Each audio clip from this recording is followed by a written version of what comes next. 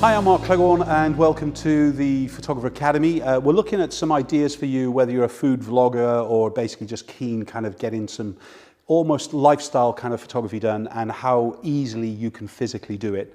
Everything that I'm doing can be done almost with no equipment, just actually what's on hand, all right? Even the likes of a couple of iPhones or an iPhone and a flashlight or whatever you want to do, okay? The image that you're seeing on screen, in fact, is basically a quick setup that we've just done for the pro films on the Academy, but this is really for anybody. We're using an old shed door, picked up the other day from a friend who's taking it down, looks great. And basically what I'm doing is using the likes of a very, very cheap LED kind of light source. This is a kind of a little inspection kind of light, LED kind of thing with it, all right? So it's got 1, 2, 3, 4 lights, which I can hide, about a £5, so almost no money at all with it and things really, all right? And that's what we're using to light this image that you're seeing on screen now, okay? So in a professional world, I always kind of opt for a kind of a daylight image.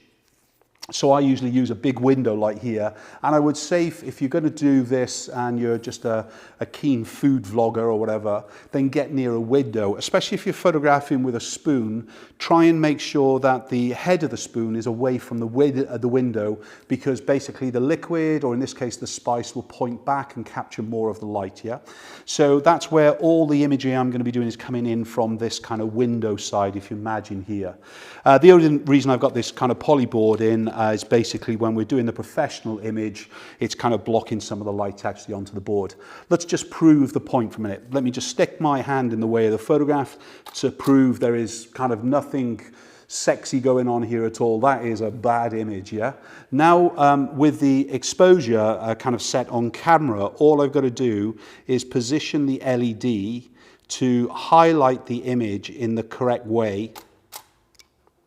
And because I'm using the likes of a DSLR camera, basically I'm using a slow shutter speed with a set aperture.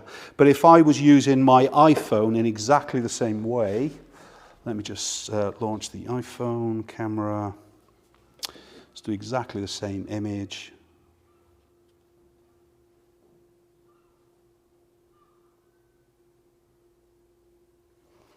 Can I come and show you that?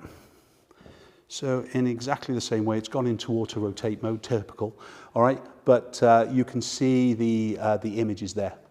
All right, so it's a simple image. It's about little light sources rather than big light sources. And the great thing about, as I said, this little LED, it's got multiple small light sources. So wherever I kind of position it, if we're looking on screen and just show the difference on how it kind of comes alive.